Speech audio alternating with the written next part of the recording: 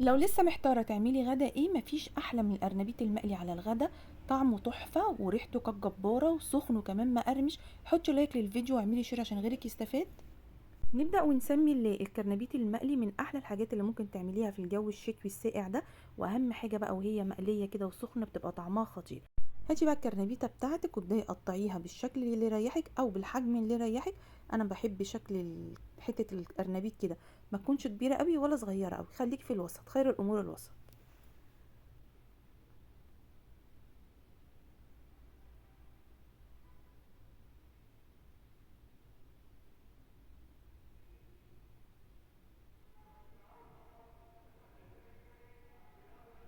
انا خلصت كل كميه الكرنبيط اللي انا محتاجاها، هغسلها بقى غسله كويسه.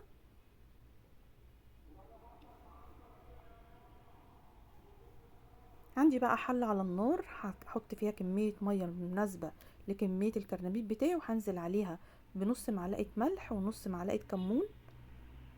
اول ما الميه بتاعتي بتغلي هبدا انزل بالكرنبيط.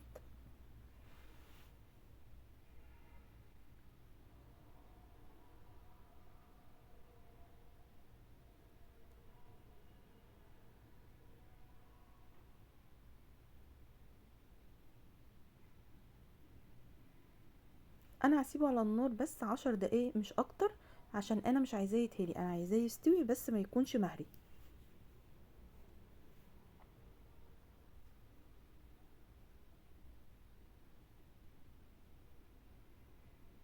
انا كده الكرنبيط بتاعي استوي. هبدا بقى اللي انا اطلعه من الميه وهشطفه واسيبه برضو جنبي على الرخام. الخطوة دي بتنقل معاكي الكرنبيط في حتة تانية خالص وممكن تستغني عنها. هجيب طاسة وهنزل فيها ب3 معالق زيت، بصلاية كبيرة متقطعة مكعبات. انا عايزة البصلة بتاعتي بس تدبل، مش عايزاها تتحمر. هنزل عليها بقرن فلفل سبايسي او بارد حسب ما بتحبي. اول ما ريحة الفلفل بتاعي يطلع هنزل عليها كمان بحباية طماطم متقطعة برضو مكعبات. هبهر بقى ملح وشوية كمون.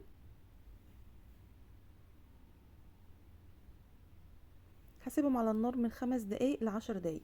هزودهم برضو شوية مية صغيرين لغاية ما الطماطمية بتاعتي كده تدبل وتتسبك.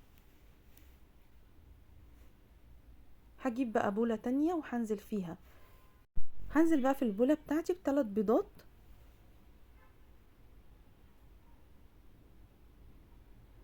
برضو هضيف شوية فلفل اسمر وشوية ملح. اخفقهم بقى كويس قوي.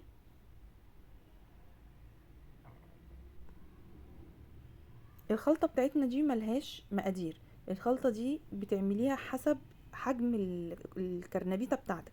انا هنا هنزل بالدقيق، التوابل بتاعتي كمون، ملح، شوية كركم صغيرين، معلقة كبيرة نشا، ربع معلقة بيكنج باودر. هخلط بقى كل المكونات الجافة دي مع بعض. هنزل بقى بالمية تدريجيا لغاية ما اوصل للقوام اللي انا هقولك عليه دلوقتي.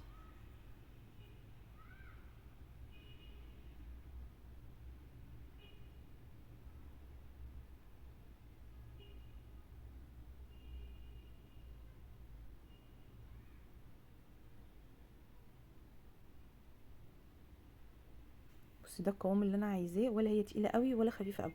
وكمان الطماطم والبصل احنا عملناهم مع بعض لازم تكون بارده، ما ينفعش تحطيها على الخلطه دي وهي سخنه عشان احنا حاطين بيض. انزلي بالخلطه دي لما تبرد وبعد كده زودي شويه بقدونس. هنزل بقى بالكرنبيط بتاعي. الخلطه دي طعمها جبار وبتنقل الكرنبيط في حته تانية خالص.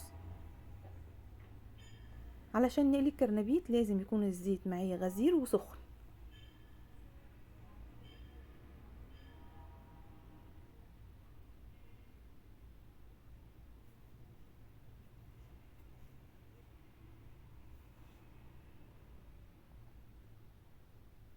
بس الكرنبيط لونه اللهم بارك، لونه حلو قوي، وكانت القرمشه بتاعته تحفه. حاولي كده تنضفي الزيت علشان لما تيجي تحطي المرة التانية يبقى الزيت بتاعك نضيف. اول ما الكرنبيت ياخد معاكي اللون الجولد القمر ده، طلعيه في مصفى، سيبيه يصفي الزيت بتاعه الزياده، وما تحطوش كله فوق بعضه عشان يفضل معاكي مقرمش. ان شاء الله جربوه يعجبكم. لو عجبك الفيديو متنسينيش في اللايك والشير، وصلي على الرسول في الكومنتات، وربنا يحسن ما بين ايديكم.